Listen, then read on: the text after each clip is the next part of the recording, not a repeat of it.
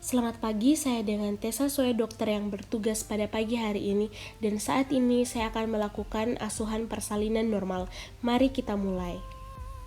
Mengenali dan melihat adanya tanda dan gejala kala 2, yakni yang pertama, ibu merasa ada dorongan yang kuat dan mengejar. Yang kedua, ibu merasa adanya tekanan yang semakin meningkat pada vagina. Yang ketiga, perineum tampak menonjol. Dan yang keempat, vulva dan anus mengembang.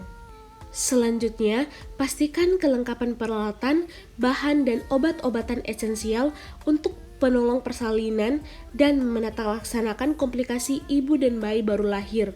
Untuk resusitasi, sediakan tempat datar, rata, bersih, dan hangat. Lampu sorot 60 watt dengan jarak 60 cm di atas tubuh bayi, menggelar kain di atas perut ibu, dan tempat resusitasi menyiapkan oksitosin 10 unit dan alat suntik steril sekali pakai di dalam partus set. Selanjutnya memakai apron, kemudian pakai sarung tangan steril pada tangan yang akan digunakan untuk periksa dalam. Selanjutnya, masukkan oksitosin ke dalam spuit. Dengan menggunakan tangan yang memakai sarung DTT, pastikan tidak terjadi kontaminasi pada alat suntik. Selanjutnya, membersihkan vulva dan perineum, menyekakan dengan hati-hati dari depan ke belakang dengan menggunakan kapas atau kasa dengan betadine. Jika introitus vagina dan perineum atau anus terkontaminasi tinja, bersihkan dengan seksama dari arah depan ke belakang dan buang kapas atau kasa pembersih. Kemudian ganti sarung tangan jika terkontaminasi. Selanjutnya, lakukan periksa dalam untuk memastikan pembukaan lengkap. Bila selaput ketuban belum pecah dan pembukaan sudah lengkap, maka lakukan amniotomi. Dekontaminasi sarung tangan dengan cara mencelupkan tangan yang masih memakai sarung tangan ke dalam larutan klorin 0,5%. Periksa denyut jantung janin atau DJJ setelah kontraksi atau saat relaksasi untuk memastikan bahwa DJJ dalam batas normal DJJ 120-160 kali per menit. Selanjutnya, menyiapkan ibu dan keluarga untuk membantu proses bimbingan meneran. Beritahukan bahwa pembukaan sudah lengkap dan keadaan janin baik, dan bantu ibu dalam menemukan posisi yang nyaman dan sesuai dengan keinginannya. Tunggu hingga timbul rasa ingin meneran, lanjutkan pemantauan kondisi dan kenyamanan ibu dan janin. Selanjutnya, jelaskan pada anggota keluarga tentang bagaimana peran mereka untuk mendukung dan memberi semangat pada ibu untuk meneran secara benar. Minta keluarga untuk membantu menyiapkan posisi meneran. Bila ada rasa ingin meneran dan terjadi kontraksi yang kuat, bantu ibu ke posisi setengah duduk atau posisi lain yang diinginkan dan pastikan ibu merasa nyaman. Laksanakan bimbingan meneran pada saat ibu merasa ada dorongan yang kuat. Selanjutnya, anjurkan ibu untuk berjalan, berjongkok atau mengambil posisi yang nyaman jika ibu belum merasa ada dorongan untuk meneran dalam 60 menit. Dan letakkan kain bersih yang dilipat sepertiga bagian di bawah bokong ibu. Selanjutnya, buka tutup partus set dan perhatikan kembali kelengkapan alat dan bahan. Pakai sarung tangan DTT pada kedua tangan. Selanjutnya, setelah tampak kepala bayi dengan diameter 5-6 cm membuka vulva, maka lindungi perineum dengan satu tangan yang dilapisi dengan kain bersih dan kering. Tangan yang lainnya menahan kepala bayi untuk menahan posisi defleksi dan membantu lahirnya kepala. Anjurkan ibu untuk meneran perlahan atau bernapas cepat dan dangkal. Periksa kemungkinan adanya lilitan tali pusat dan ambil tindakan yang sesuai jika hal itu terjadi, dan segera lanjut ke proses kelahiran bayi. Selanjutnya, tunggu kepala bayi melakukan putaran paksi luar secara spontan. Setelah kepala melakukan putaran paksi luar, pegang secara biparental. Anjurkan ibu untuk meneran saat kontraksi dan dengan lembut gerakkan kepala ke arah bawah dan distal hingga bahu depan muncul di bawah arkus pubis, dan kemudian gerakkan arah atas dan distal untuk melahirkan bahu belakang. Setelah kedua bahu lahir, geser tangan bawah untuk kepala dan bahu, gunakan tangan atas untuk menelusuri dan memegang lengan dan siku sebelah atas. Setelah tubuh dan lengan lahir, penelusuran tangan atas berlanjut ke punggung, bokong, tungkai, dan kaki. Lakukan penilaian selintas apakah bayi cukup bulan, air ketuban jernih, bayi menangis kuat atau bernapas tanpa kesulitan, bayi bergerak aktif. Bila salah satu jawaban di atas tidak, lanjut ke langkah resusitasi pada asfiksia bayi baru lahir. Bila semua jawaban adalah ya, lanjut ke langkah selanjutnya. Keringkan bayi mulai dari muka hingga sampai ujung kaki. Periksa kembali uterus untuk memastikan tidak ada lagi bayi dalam uterus. Kemudian beritahu ibu bahwa akan disuntikan oksitosin agar uterus berkontraksi baik. Dalam waktu 1 menit setelah bayi lahir, suntikan oksitosin 10 unit intramuskular di sepertiga paha atas bagian distal lateral.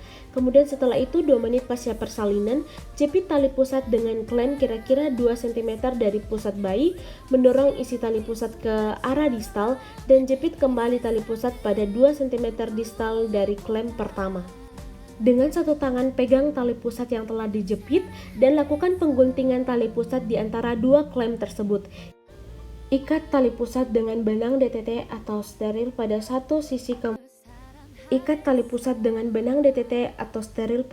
sisi kemudian melingkarkan kembali benang tersebut dan mengikatnya dengan simpul kunci pada satu sisi lainnya.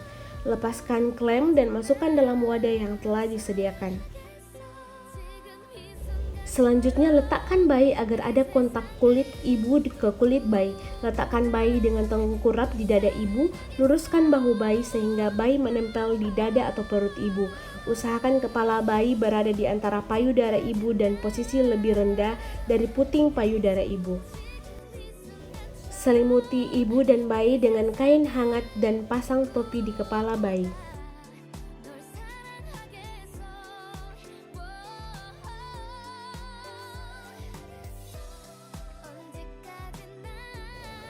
Pindahkan klem pada tali pusat hingga berjarak 5-10 cm dari vulva. Letakkan satu tangan di atas kain pada perut ibu di tepi atas simfisis untuk mendeteksi. Tangan lainnya menegangkan tali pusat. Setelah uterus berkontraksi, tegangkan tali pusat ke arah bawah sambil tangan lainnya mendorong uterus ke arah belakang atas dorsokranial secara hati-hati untuk mencegah inversio uteri. Jika plasenta tidak lahir setelah 30-40 detik, hentikan penegangan tali pusat dan tunggu hingga timbul kontraksi berikutnya dan ulangi prosedur di atas. Jika uterus tidak segera berkontraksi, minta ibu, suami, atau anggota keluarga untuk melakukan stimulasi puting susu. Lakukan penegangan dan dorong dorsokranial hingga plasenta terlepas. Minta ibu menaran sambil penolong menarik tali pusat dengan arah sejajar lantai dan kemudian ke arah atas mengikuti poros jalan lahir. Jika tali pusat bertambah panjang, pindahkan klem hingga berjarak sekitar 5-10 cm dari vulva dan lahirkan plasenta. Namun jika plasenta tidak lepas setelah 15 menit menegangkan tali pusat, beri dosis ulang oksitosin 10 unit intramuskular, lakukan kateterisasi atau aseptik jika kandung kemih penuh. Selanjutnya, minta keluarga untuk menyiapkan rujukan, ulangi penegangan tali pusat 15 menit berikutnya. Kemudian jika plasenta tidak lahir dalam 30 menit setelah bayi lahir atau bila terjadi pendarahan, segera lakukan plasenta manual. Saat plasenta muncul di introitus vagina, lahirkan plasenta dengan kedua tangan, pegang dan putar plasenta hingga selaput ketuban terpilin, kemudian lahirkan dan tempatkan plasenta pada wadah yang telah disediakan. Segera setelah plasenta dan selaput ketuban lahir, lakukan meses pada uterus, letakkan telapak tangan di fundus dan lakukan mesase pada gerakan melingkar dengan lembut hingga uterus berkontraksi. Lakukan tindakan yang diperlukan jika uterus tidak berkontraksi setelah 15 detik mesase. Selanjutnya, periksa kedua sisi plasenta baik bagian ibu maupun bayi dan pastikan selaput ketuban lengkap dan utuh.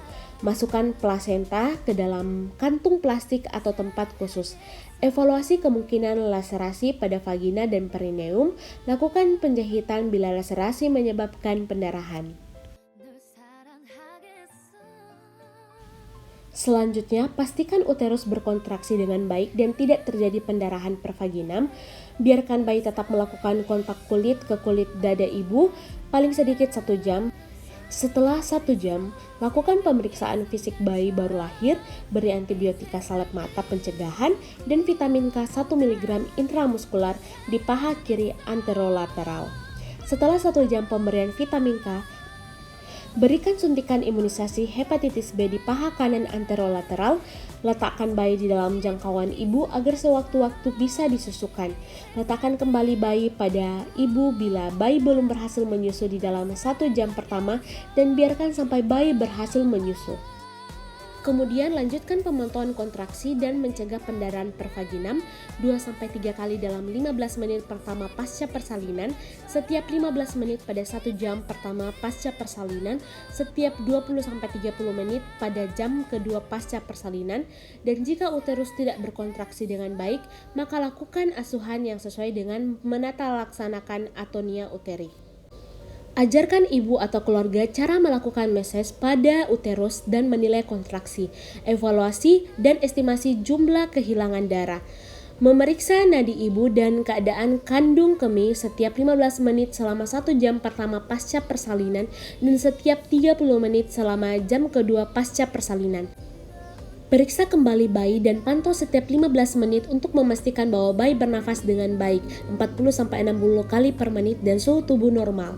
Selanjutnya, tempatkan semua peralatan bekas pakai dalam larutan klorin 0,5% untuk dekontaminasi, cuci dan bilas peralatan setelah didekontaminasi, kemudian buang bahan-bahan yang terkontaminasi ke tempat sampah yang sesuai, bersihkan ibu dengan menggunakan air DTT, bersihkan sisa cairan ketuban lendir dan darah, bantu ibu memakai pakaian yang bersih dan kering, pastikan ibu merasa nyaman, bantu ibu memberikan ASI, kemudian anjurkan keluarga untuk memberi ibu minum dan makanan yang diinginkannya, dekontaminasi tempat bersalin dengan larutan klorin 0,5%, celupkan sarung tangan kotor ke dalam larutan klorin 0,5%, balikkan bagian dalam ke luar dan rendam dalam larutan klorin 0,5% selama 10 menit.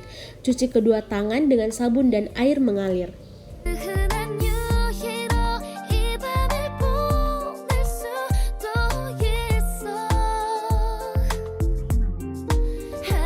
Selanjutnya, lengkapi partograf, halaman depan dan belakang, kemudian periksa tanda vital dan asuhan kala 4.